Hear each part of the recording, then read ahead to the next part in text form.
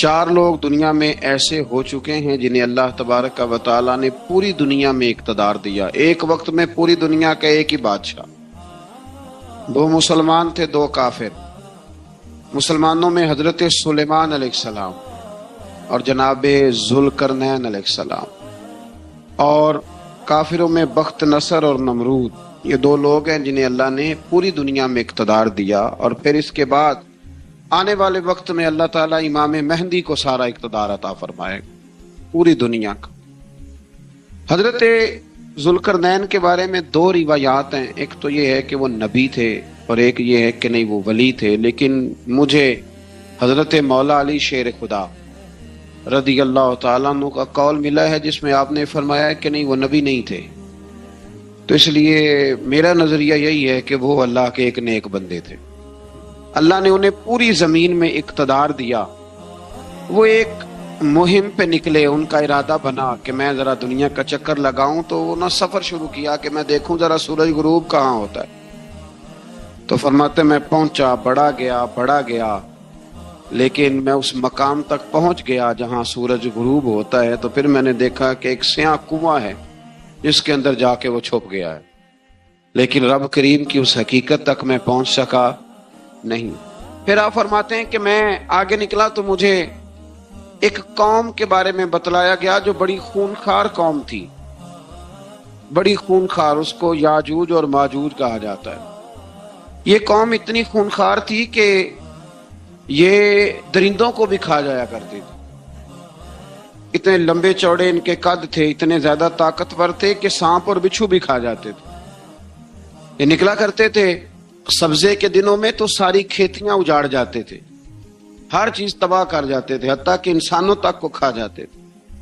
تو حضرت ذوالقرنین جب وہاں پہنچے، اللہ تبارک و تعالیٰ نے انہیں ان مظلوم لوگوں کا مددگار بنایا جن پر یاجوج اور ماجوج کی قوم ظلم کرتی تھی۔ انہوں نے آپ سے کہا کہ حضور مہربانی فرمائیں، اس قوم سے تو ہماری جان چھڑائیں۔ آپ نے فرمایا تم میری مدد کرو۔ انہوں نے کہا حضور کس طرح؟ فرمایا بس جسمانی طور پر میری مدد کرو۔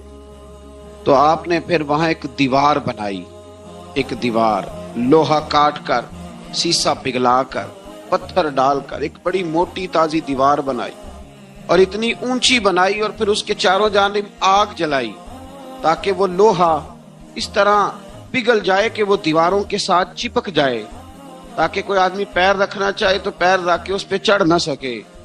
آپ نے وہ دیوار بنائی۔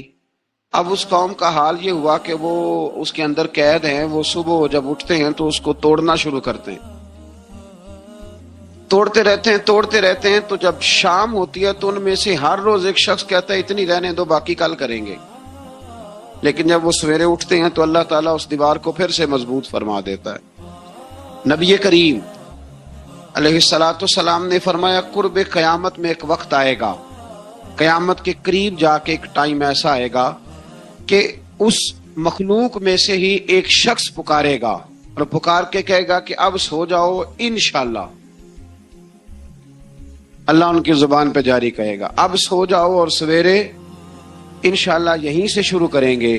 تو فرمایا وہ چونکہ انشاءاللہ کہیں گے تو پھر اللہ تبارک و تعالی اگلے دن اس دیوار کو وہیں پہ رکھے گا جہاں رات کو انہوں نے اسے چھوڑا تھا۔ اگلے دن وہ توڑیں گے تو دیوار ساری ٹوٹ جائے گی، اور پھر اللہ تبارک و تعالی کا فضل ہوگا تو مسلمان کی طرف وہ بڑھیں گے، وہ قتل و غارت کریں گے، پھر سے وہی درندگی کریں گے۔ تو پھر حضرت عیسیٰ علیہ السلام ان کے لیے دعا کریں گے۔ تو دعا کا یہ حال ہوگا کہ ان کے وجود پر کچھ ایسی چیزیں برآمد ہوں گی جن کی وجہ سے وہ مر جائیں گے، ختم کر دیے جائیں گے، قیامت کے قریب جا کے وہ دوبارہ آئیں گے۔ اس کے بعد پھر اللہ تبارک و تعالی نے سورہ کہف کی آخری آیات میں 7 سمندر اور ان جیسے اور بھی آ جائیں، فرمایا 7 سمندر ہوں اور ان جیسے اور بھی آ جائیں، اور مل کر وہ روشنائی بن جائیں، تو میرے رب کے کلمات ختم ہونے سے پہلے سمندر ختم ہو جائیں گے۔ اور آخری آیت میں اللہ تعالیٰ نے فرمایا کہ رسول صلی اللہ تعالی علیہ وسلم آپ کہہ دیجئے کہ میں تمہاری طرح ہی ایک بشر ہوں، انا بشر مثلکم، میں بھی تمہاری طرح ایک۔ اب مثلکم کا بہت سارے لوگوں نے ترجمہ اپنی طرح کا کر لیا ہے، حالانکہ حضور صلی اللہ تعالی علیہ وسلم نے فرمایا کہ بشر ہونے میں تمہاری طرح ہوں۔ रसूल होने में तुम्हारी तरह नहीं, अल्लाह का हबीब होने में तुम्हारी तरह। और वो ये जो मैं कह रहा हूं ना नहीं, तो ये सही बुखारी के लफ्ज हैं। हुजूर ने फरमाया अय्युकुम मिस्ली, कौन है तुम में जो मेरी तरह हो। ये सही बुखारी के लफ्ज हैं। अल्लाह तबारक व तआला समझने की तौफीक अता फरमाए। फिर इससे आगे सूरह मरियम शुरू होती है। इस सूरत में अल्लाह तबारक व तआला ने हजरत ज़करिया अलैहिस्सलाम का जिक्र फरमाया है कि वो लावलद थे और बुढ़ापे की उम्र को पहुंच चुके थे। उन्होंने अल्लाह ताला से औलाद की दुआ की जो इनका और आले याकूब का वारिस हो, तो अल्लाह ताला ने उन्हें बेटे की बिशारत अता फरमाई जिसका नाम उन्होंने याहया रखा। बल्कि ये नाम उन्होंने पहले से रख लिया था, ये याहया नाम उन्होंने पहले से रख लिया था। मुझे अब लोग किस सेंस में मसला पूछते हैं ये नहीं मुझे बता, लेकिन मुझसे एक दोस्त ने कुछ दिन पहले पूछा कि पैदाइश से पहले बच्चे का नाम रखना जायज है। तो मैंने उन्हें कहा कि हाँ, आप सूरह मरियम पढ़ेंगे तो आपको अंदाजा होगा कि हजरत ज़करिया ने बेटे का नाम पहले ही रख दिया था, क्योंकि उन्हें यकीन कामिल था कि रब करीम मुझे बेटा ही अता फरमाए।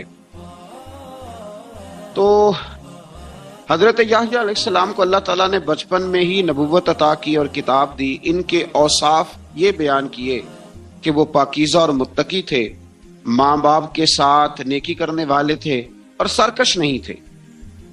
इन पर सलाम हो जब वो पैदा हुए और इन पर सलाम हो जब उनकी वफात हुई और क़यामत के दिन जब उन्हें उठाया जाएगा। इससे मालूम हुआ कि नबी करीम अलैहिस्सलाम पर या किसी भी नबी पर सलाम भेजना और उस दिन पर सलाम भेजना जिस दिन अल्लाह ताला ने उन्हें पैदा फरमाया है, ये कुरान मजीद से साबित है।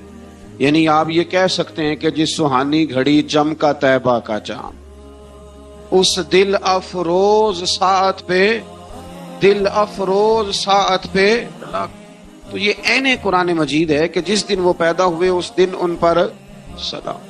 अल्लाह ताला समझने की तौफीक अता फरमाए। फिर इससे आगे चलकर हजरत मरियम सलामुल्लाह अलैहा का जिक्र है कि उनके पास फरिश्ता आया। हम तीसरे पारे में भी उनका जिक्र पढ़ आए। फिर एक और जगह पे भी इशारतन किनायतन उनका तज़किरा आया कि उनके पास फरिश्ता इंसानी शक्ल में आया और फरिश्ते ने आके कहा कि मैं आपको बेटे की बिशारत देने आया। कहने लगी मेरे पास कैसे बेटा आएगा, मुझे तो किसी मर्द ने छुआ ही नहीं। तो फरमाया रब ऐसे ही करता है जब वो किसी काम का इरादा फरमा लेता है। तो हजरत मरियम के यहाँ अल्लाह तबारक व तआला ने हजरत ईसा अलैहिस्सलाम की विलादत फरमाई। हजरत ईसा बगैर बाप के पैदा हुए और हजरत आदम अलैहिस्सलाम बगैर माँ बाप के पैदा हुए। तो ये अल्लाह की कुदरत की निशानी है।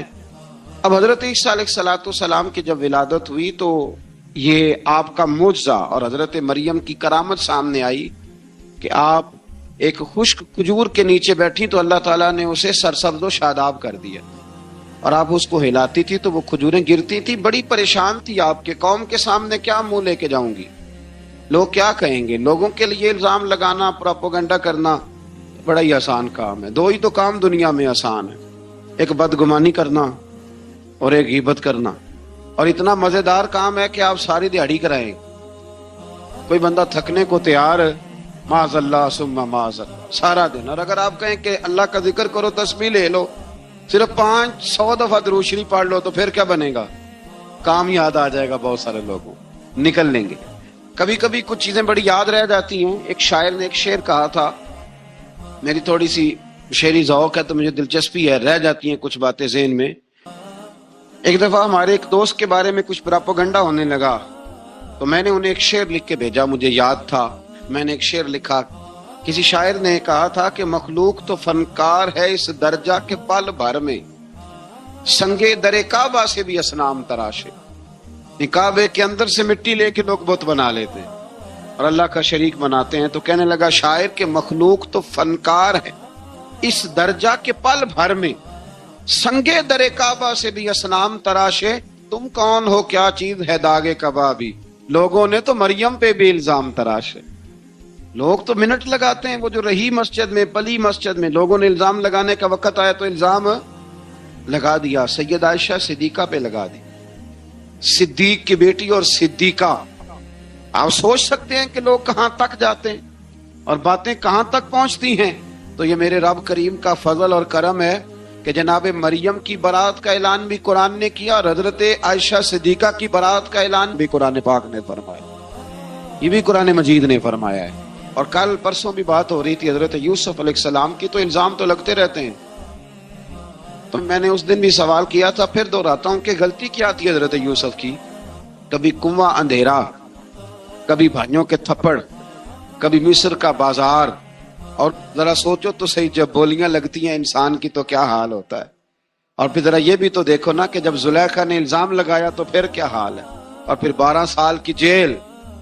پر رب فرماتے ہیں شان میں نے یوسف کو ہی عطا فرمائی. تو حضرت مریم سلام اللہ علیہا جب وہ بیٹا لے کے گئی ان کے پاس تو انہوں نے کہا یہ کہاں سے آ گیا؟ آپ فرمانے لگی میں نے تو چپ کر روزہ رکھا ہوا ہے، اسی سے پوچھ لو یہ کہاں سے آیا ہے، یہی بتائے گا. پنگوڑے میں تھے حضرت عیسیٰ علیہ السلام، پنگوڑے میں. تو قرآن مجید کہتا ہے کہنے لگے قال انی عبد اللہ. حضرت عیسیٰ بولے اور بول کے کہنے لگے میں اللہ کا بندہ ہوں. اور آتانی الکتاب، خالی نہیں آیا، کتاب ساتھ لے کے آیا ہوں. وجعلنی نبیا، اور اس نے مجھے نبی بنا کے بھیجا ہے. تو حضرت عیسیٰ علیہ السلام پنگوڑے میں ہیں تو کلام فرما رہے ہیں، اپنے نبی ہونے کا اعلان فرما رہے ہیں. اب اس بندے کے قریب جا کے اس سے سوال کرنے کو دل نہیں کرتا جو نبی پاک کے بارے میں کہتا ہے 40 سال کے بعد نبی بنے. یہاں پنگوڑے میں حضرت عیسیٰ کلام کریں، پنگوڑے میں، اور وہ پنگوڑے میں کہیں میں نبی ہوں. اور تو اپنے رسول کے بارے میں یہ کہے کہ بکریاں چرا رہے تھے تو معاذ اللہ انہیں پتہ ہی نہیں تھا کہ میں نبی بن جاؤں گا. ایسی کوئی بات نہیں. اعلیٰ حضرت فرماتے ہیں اللہ اللہ وہ بچپنے کی پابند، یعنی بچپن میں بھی رنگ ڈھنگ نرالے تھے میرے رسول کے. اللہ اللہ وہ بچپنے کی پابند، اس خدا بھاتی صورت پہ لاکھوں سلام، اس خدا بھاتی صورت پہ. اور مرحوم اعظم چشتی نے بھی ایک جملہ بڑا خوبصورت کہا، اس نے کہا تیری حیات پاک کا ہر لمحہ پیغمبر لگے، تیری حیات پاک کا ہر لمحہ پیغمبر لگے. پھر اس سے آگے آیت نمبر 41 سے ایک بار پھر حضرت ابراہیم علیہ السلام کا ذکر ہے کہ وہ بہت سچے نبی تھے. انہوں نے اپنے چچا کو بے جان بتوں کی عبادت سے روکا، عذاب الہی سے ڈرایا. اس نے کہا کہ آپ ہمیں ہمارے خداؤں سے پھیرنا چاہتے ہیں، اس سے رک جائیں ورنہ ہم آپ کو سنسار کر دیں گے. ابراہیم علیہ السلام نے کہا کہ میں آپ کے لیے اپنے رب سے استغفار کرتا رہوں گا، وہ مجھ پر بہت مہربان ہے. تو اللہ تبارک و تعالیٰ نے انہیں اسحاق علیہ السلام بیٹے اور یعقوب علیہ السلام پوتے کی بشارت دی، اور یہ بھی فرمایا کہ یہ دونوں نبی بھی ہوں گے. پھر آیت نمبر 51 سے لے کر 58 تک مختلف انبیاء کا ذکر ہے. اللہ تعالیٰ نے اس میں فرمایا کہ حضرت موسیٰ کو برگزیدہ رسول، نبی اور اللہ کا رازدار کہا گیا، اور حضرت ہارون کی نبوت کا بیان بھی ہوا، اور حضرت اسماعیل کو وعدے کے سچے، نماز اور زکوٰۃ کا حکم دینے والے رسول اور نبی اور اللہ کا پسندیدہ قرار دیا گیا. ادریس علیہ السلام کو صدیق نبی قرار دیتے ہوئے فرمایا کہ ہم نے ان کو بلند جگہ پہ بٹھایا. کہاں ہے ادریس علیہ السلام؟ چوتھے آسمان میں بھی، اور جنت کا قول بھی ہے. 2 روایتیں ان کے بارے میں ملتی ہیں. ایک تو یہ ہے کہ وہ حضرت ملک الموت سے ایک دفعہ کہنے لگے تو میرا یار نہیں بن جاتا؟ اللہ ہی بھلا کرے. حضرت اسرائیل کو کہنے لگے دوست بن جو، کہا بن جاتے ہیں. دوستی ہو گئی. فرمانے لگے یار موت کا ذائقہ کیسے چکھاتا ہے؟ کہنے لگا میں آپ کو چکھا دیتا ہوں. آپ کو موت کا ذائقہ چکھایا اور دوبارہ پھر روح ڈال دی، آپ اٹھ کے بیٹھ گئے. کہنے لگے دوزخ تو دکھا، نے وہ بھی دکھا دی. فرمایا جنت تو دکھا، جنت بھی دکھائی. تو کہنے لگا واپس چلیں. فرمانے لگے اب تو نہیں جانا. کیوں؟ فرمایا رب فرماتا ہے ہم فیہا خالدون، جو جنت میں آئے گا یہی رہے گا.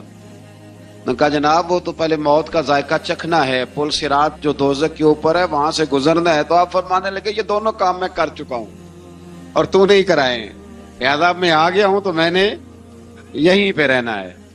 اب حضرت ملک الموت علیہ السلام نے عرض کی مالک یہ تیرا بندہ. فرمایا تیری دوست بھی